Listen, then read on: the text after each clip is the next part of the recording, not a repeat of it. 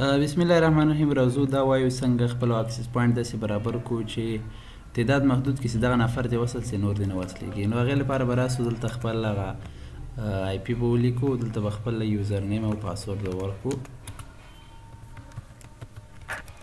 لکه څنګه چې ما خپل یوزر نیم او پاسورډ ورکړو داسې همداسې یوزر نیم او پاسورډ ورکړو. لکه څنګه چې تاسې وینئ دلته اوس 3 نفره وصل دي. زه وایم همدغه 3 نفر دې وصل سي نور دې نه وصلېږي.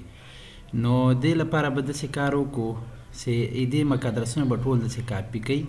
مثلا دا مک ادرس ده، دا به تاسو ته سټیټس برخه کې راځي. که تاسو نور برخه کې دلته سټیټس کې راسئ او دا مثلا دغه دا مک ادرس سره کاپي کوم، کنټرول سی کاپي مې کړ، رابسئ دلته د انټرفیس سیټ اپ برخې ته او دلته به راسئ وایرلیس برخې ته. وایرلیس باندې به زه کلیک کړم. ښه، دلته تاسې ګورئ چې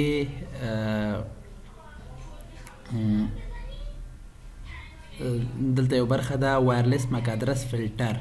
نو دلته به دا تاسو ته دا فلټر مک ادرس فلټر به تاسو ته ډي اکټیویټ وي. نو دا به تاسې اکټیو کوي او دلته به د خپل مک ادرسونه کاپي کوي، کنټرول وي.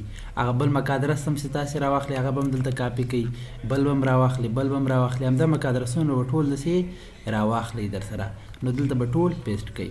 چې کله پیسټ کړه سیف باندې به کلیک کوي نو تاسو سره به دغه نفر وصلېږي، نور به نه وصلېږي. ښه، دا به داسې وکړئ، فقط دا هسې.